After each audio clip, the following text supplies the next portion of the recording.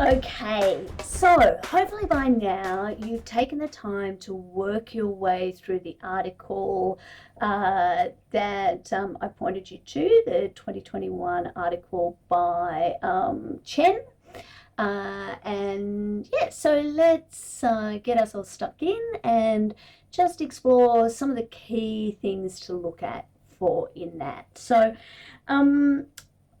firstly, I just want to make sure that we're all on the same page about what that reference in the title is. So the reading itself is called Cryptocurrencies, the Modern Day Bretton Woods, a comparative analysis of legal approaches to blockchain technology.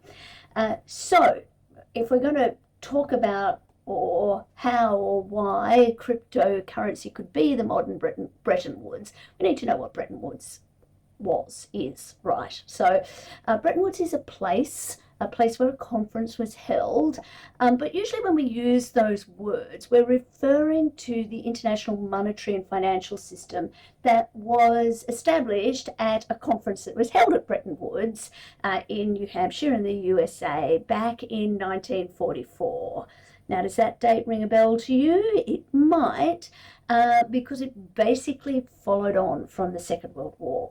So the conference, which was officially known as the United Nations Monetary and Financial Conference, was attended by 44 allied nations. And they had the goal of rebuilding the international financial or economic system, which was devastated by World War II. So ultimately, after many huffings and puffings and pronouncements and announcements, we ended up what is referred to as the Bretton Woods system. They ended up with, it's no longer in existence today. But it had three, not really sure, several key components. So the ones that are really relevant to us in this context are, firstly, it created some international institutions. So some international intermediaries responsible for doing some of the things that are really crucial to the currency system that we've been talking about. So the first of these is the International Monetary Fund, still around, the IMF. And then there was also the International Bank for Reconstruction and Development, or the IBRD, which really is now known as the World Bank. And these were established to facilitate economic cooperation, financial stability, and post-war reconstruction. Now, the second thing that I wanted to point out that came out of Bretton Woods is really important. My dorky little diagram on the slide, for those of you who want to go and look at an image, is really aimed at this one. It was the fixation of exchange rates, so fixing or pegging exchange rates. So under Bretton Woods, the countries agreed to peg their currencies to the US dollar, and in turn that was pegged to gold at a fixed rate that started out at $35 an ounce.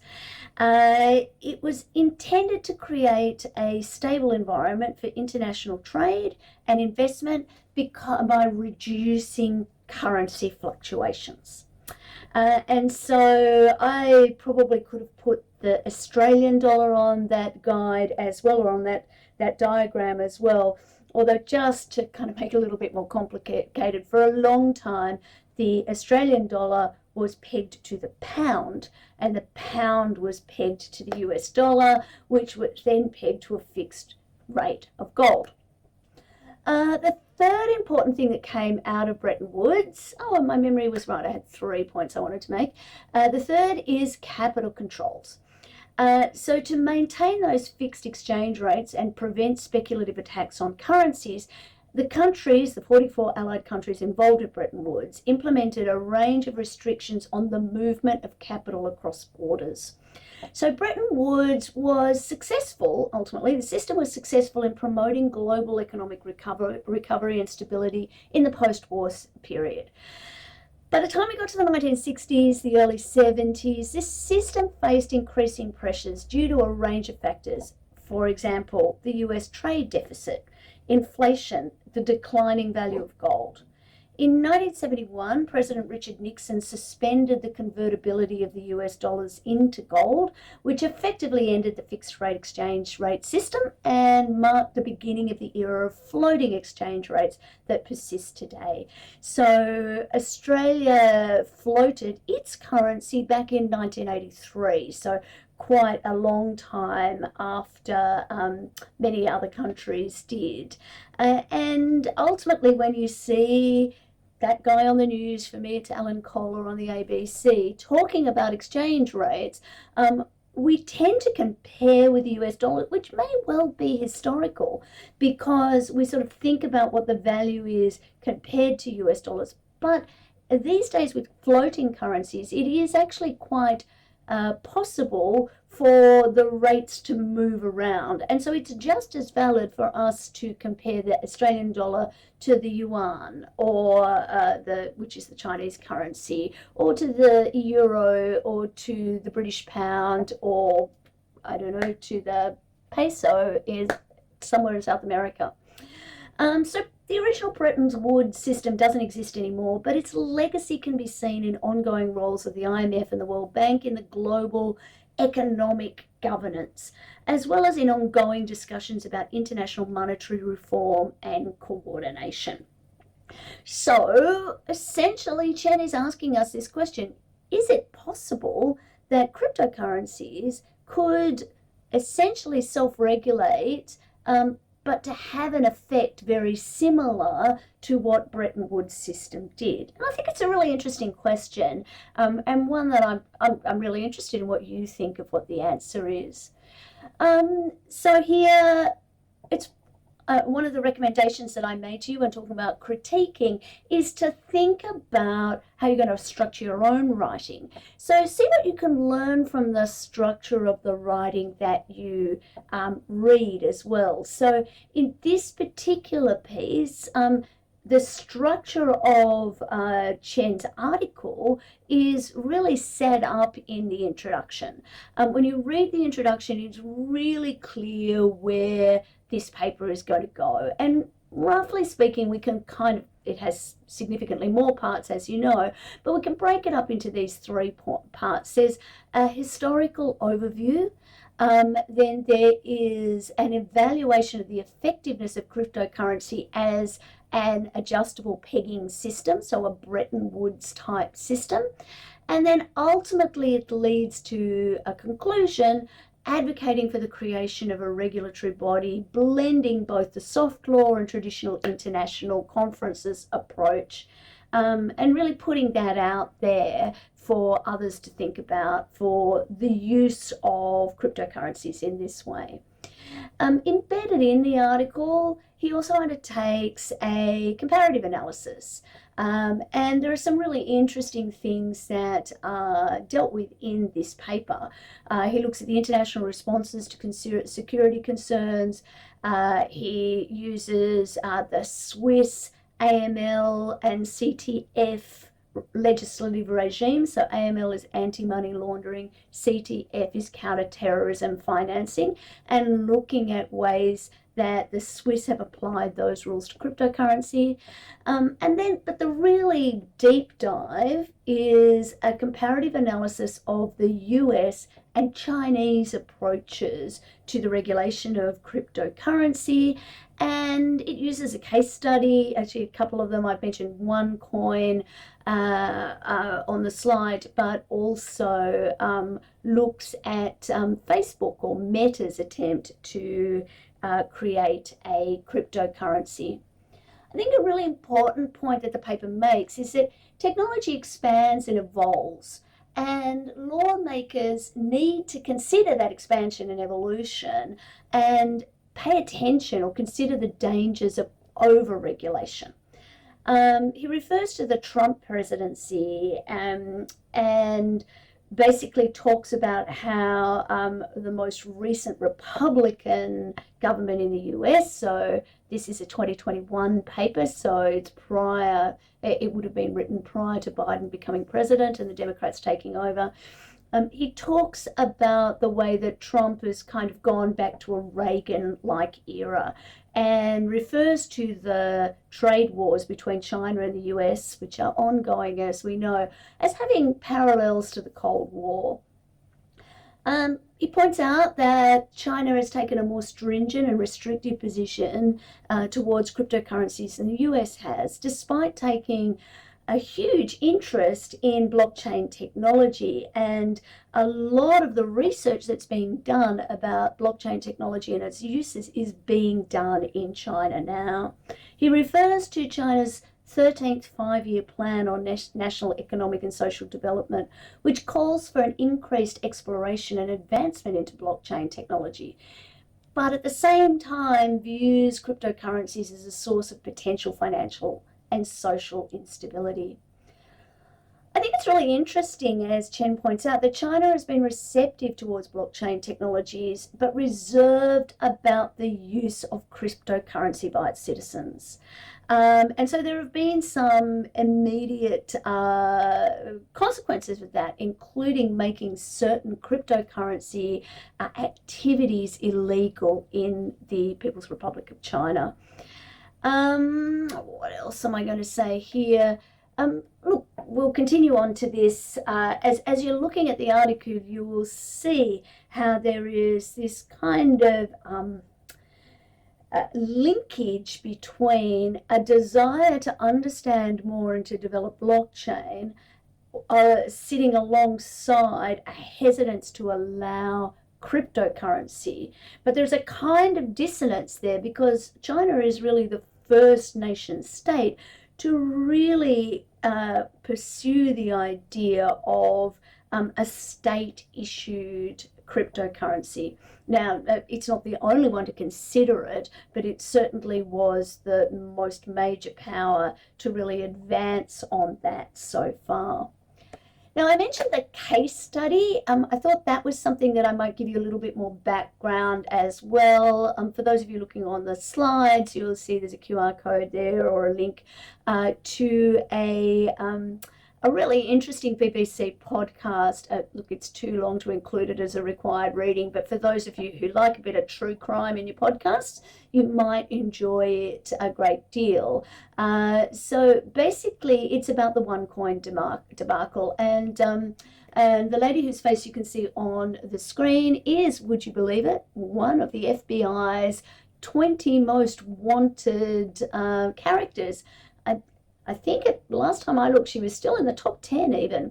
Her name is Ruja Palm. I'm not going to pronounce it correctly. Plemenova, Plamenova, Plemenova Ignatova. She's a Bulgarian woman, born in 1980. She's also a German citizen, and she is a convicted fraudster, basically, according to Wikipedia. That's the language they use, fraudster. So she was the founder of a fraudulent cryptocurrency scheme that was known as OneCoin, which has been described by no less than the Times as one of the biggest scams in history. So the podcast that I was referring to is called The Missing Crypto Queen, and a book with the same name was released last year. So Chen talks about the way that Dr. Ruja presented herself as a hero who was going to champion a new type of cryptocurrency. But at the end of the day, OneCoin wasn't even a cryptocurrency. It wasn't even it was a nothing. It was a multi-level marketing scheme that was disguised as a cryptocurrency, a Ponzi scheme, for want of another name. It actually attracted investors from over 175 different countries, and it quickly grew to over 1 million investors. And basically, this case exemplifies how a lack of understanding of what a cryptocurrency is or how the blockchain works can be exploited. And the accountability of those behind initial coin offerings, or ICOs as we call them, and the stability in the market are crucial for widespread acceptance of cryptocurrencies. And Chen explores this question and puts it at the forefront of one of the legal considerations that nations adopting a cryptocurrency or considering the way that its citizens can use cryptocurrencies really need to think about it. The other case study they talk about, or he talks about, is Diem. Or Diem, I'm not sure how you would pronounce it. Since this paper was written, Facebook has changed its name to Meta, and it's also sold out of this project, this crypto project, for a mere $182 million. So initially the currency was launched as Libra, but the project itself quickly ran into opposition from a range of policymakers.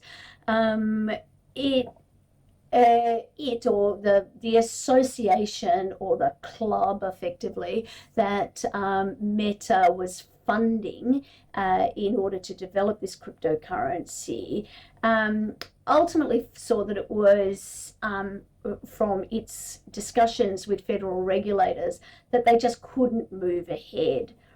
So the association, the Diem Association, is separate from Meta, but its funding came from Meta or from Facebook. And the original Facebook intention was that Diem would be a stable coin, which, as you might understand, is a type of cryptocurrency designed to be less of a financial mover and shaker and really to peg itself to a known currency, so say the US dollar. So its value would be linked to less volatile assets, so a national currency or perhaps a commodity of some sort.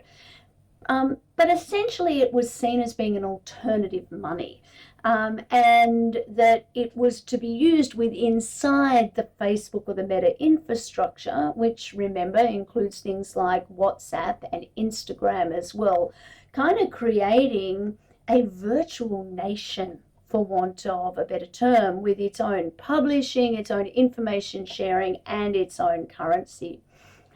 Ross Bunkley from the University of New South Wales has warned that back since 2019 that Diem was unlikely to get the kind of easy treatment from regulators that an in-game currency might get, for example.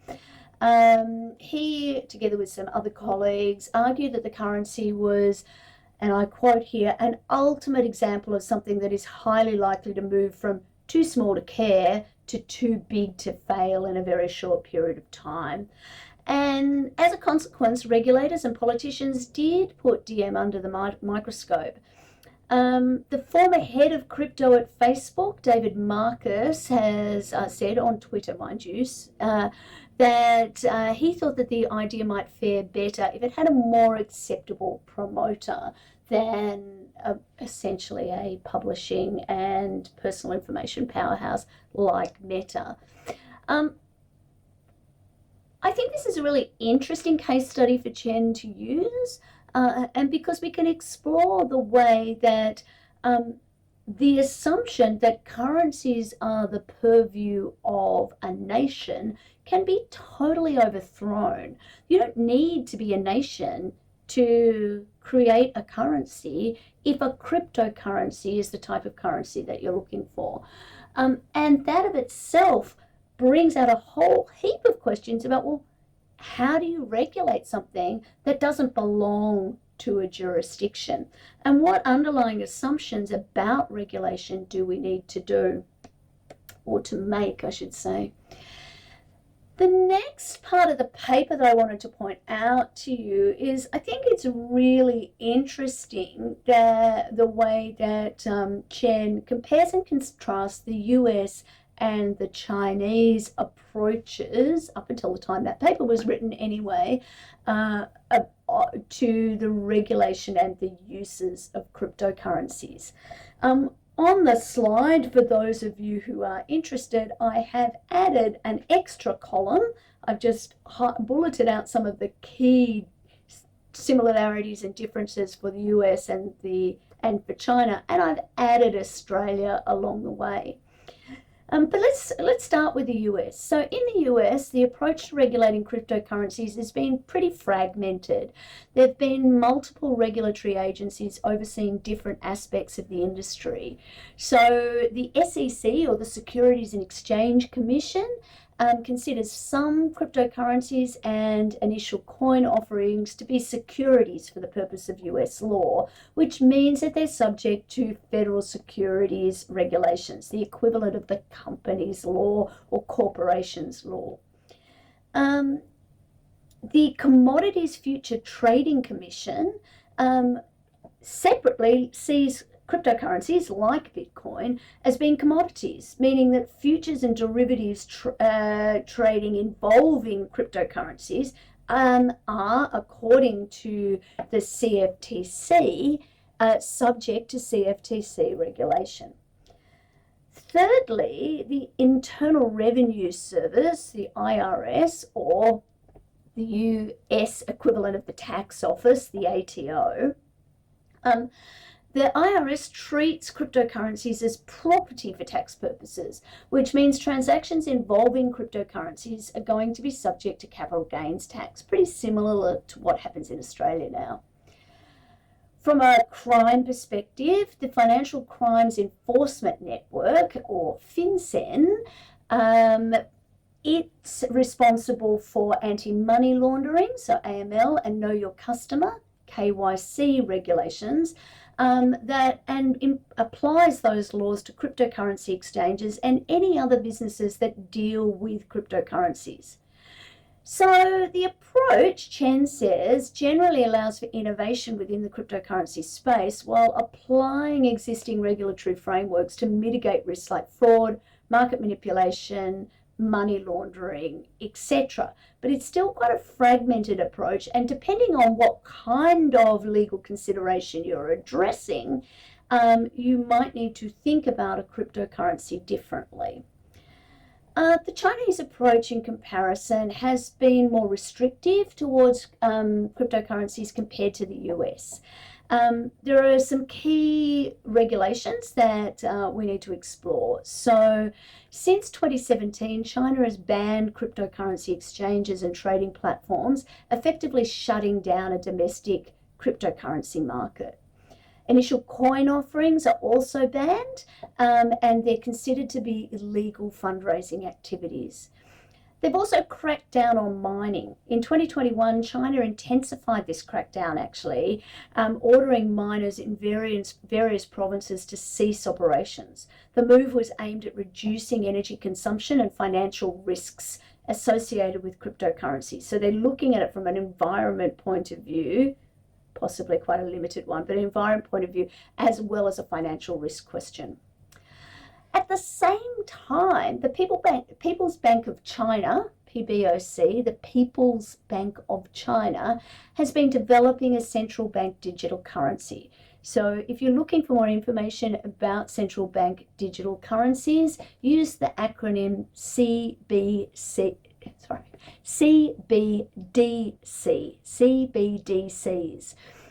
So the Chinese version of this is the digital yuan, and it's aimed to exert more control over digital transactions and to maintain financial stability.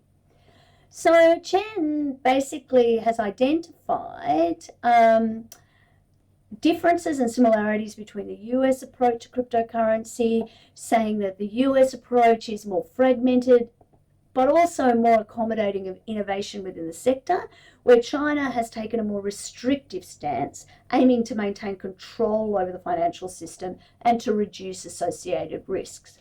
So, not covered in Chen's paper, but let me take the opportunity to get you thinking about it. What's Australia been doing? So Australia's generally, in my view anyway, taken a pretty proactive and relatively balanced approach to cryptocurrency regulation. The objective of the regulation appears to support innovation while addressing potential risks, and clearly we keep coming back to these risks, but the risks that are associated with digital currencies generally. On the slide, I've tried to highlight a couple of the key aspects of the approach. So firstly, since 2017, Australia has been recognising cryptocurrencies like bitcoins as legal forms of currency, allowing them to be used for transaction and as a store for value. Or, well, maybe allowing is too strong a word, it is not illegal. There is no restriction on the use of cryptocurrencies. The ATO, the Australian Tax Office, like the US, treats cryptocurrencies as an asset for capital gains tax purpose. So if you make a gain on a cryptocurrency or a loss, it's treated as a capital gain or loss, not a profit and loss as a gain or loss on a currency might be. So transactions involving cryptocurrencies, so buying or selling or exchanging them for goods or services, may well be subject to capital gains tax. Anti-money laundering and counter-terrorism financing, so the AML-CTF laws. Since 2018, Australia has had regulations that extend to cryptocurrency exchanges. Under the regulations, exchanges are required to register with AUSTRAC, the Australian Transaction Reports and Analysis Centre, and to implement AML and CTF programs and to report suspicious activities. For any of you who've tried to move some cryptocurrency around to buy something online, for example, you will have found that meeting those requirements, those compliance requirements, can be quite difficult, and you do wonder about whether anonymity actually is a real thing when it comes to cryptocurrency after all. What else? Initial coin offerings. So the Australian Securities Investment Commission, ASIC, has issued some guidance on initial coin offerings and how securities law could apply. Depending on the structure and the characteristics of an initial coin offering, the offering could be subject to existing securities law, for example, like the requirement to hold an Australian financial services license or to issue a prospectus, for example. Laws have also been made by ASIC and guidance given by the ACCC in relation to consumer protection.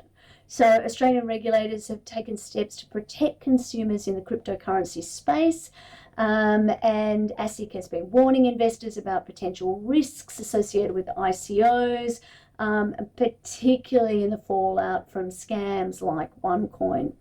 So overall, Australia's approach to cryptocurrency regs or regulations is aimed at fostering innovation and growth within the industry, at the same time balancing that against potential risks related to financial stability, consumer protection, and of course, illicit activities. The approach is more permissive than China's and shares a few similarities with the US, though the regulatory landscape in Australia it appears to be more unified than Chen suggests that the USA's systems are. Again, pop back to the slides here for those of you listening on at home. I've got a couple of sources, primary sources that might help you if your research or interest sees you going a little bit deeper into these kind of issues. Some material from ASIC, information sheet 225, the ATO's website pages on how cryptocurrency will be treated, and an example of a press release issued by the ACCC about the scamming involving cryptocurrencies. I don't think I've got a slide with some language here about the central bank cryptocurrencies approach.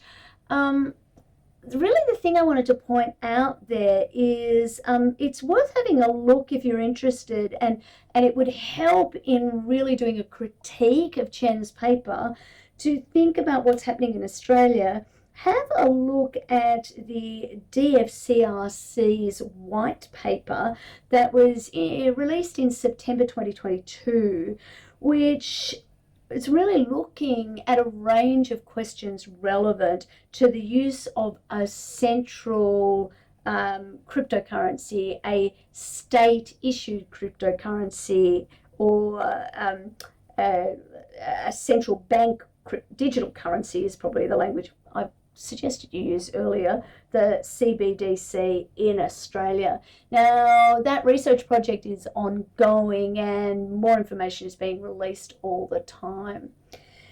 And then ultimately we come to the recommendations in the paper. So in summary, what Chen's saying is that blockchain technology is transforming the global landscape. And the US Congress has undertaken a number of hearings to evaluate its utility in government operations and the potential effects that it can have on the economy. Soft law systems are filling in the governance gaps that are being left by traditional regulatory regimes. When it comes to globalization, China's role in the global banking regulation and the revival of what Chen calls the beggar thy neighbor economics have made international regulation and financial harmonization increasingly important. An international regulatory body can address concerns about cryptocurrency while balancing hard law and soft principles. And ultimately, that's Chen's recommendation, that there needs to be some kind of international body, or that the IMF or the World Bank need to have that kind of input. The optimal regulatory effectiveness of cryptocurrency finds a fine balance between modern soft law and those regulatory regimes of hard law. And Chen says they should be addressed by an international regulatory body that utilizes both of these principles. He says that a workable framework for implementing hard law could involve using soft law mechanisms to gather knowledge about a rule's effect. Employing a balanced approach such as that employed in Switzerland in the AMLCTF regime might appeal to a larger number of participating governments and ease negotiation tensions. Most importantly, Chen says the time for the global harmonization of cryptocurrency standards and regulations has ripened, and the growing influence of cryptocurrency on the global stage requires, in Chen's view, global solutions, and a proposed international body would ideally offer that soft law and traditional regulatory regime balance. So ultimately, he's recommending a new gold standard that's based on something like Bretton Woods to leverage the transparency of blockchain to encourage greater global independence and financial stability. Of course, he's also concerned about the public's lack of understanding of blockchain technology, security concerns, and regulatory harmonization between countries. And all of these things can pose serious hurdles on the adoption of such an idea. So overall, if I'm going to end my critique of Chen's paper, it raises so many different issues and opens the framework that supports his recommendations by doing the historical analysis and the comparative analysis of different approaches, and identifies ways in which there are gaps that need to be filled if we're thinking about the evolution of currency using blockchain. So I'm really interested to know, did you see the same things in the paper that I did? Do you agree with Chen? What did he miss? Has it been useful adding in the Australian analysis? Questions, concerns, frustrations, and compliments. We're going to move on and talk briefly about NFTs in the next session. Cheers.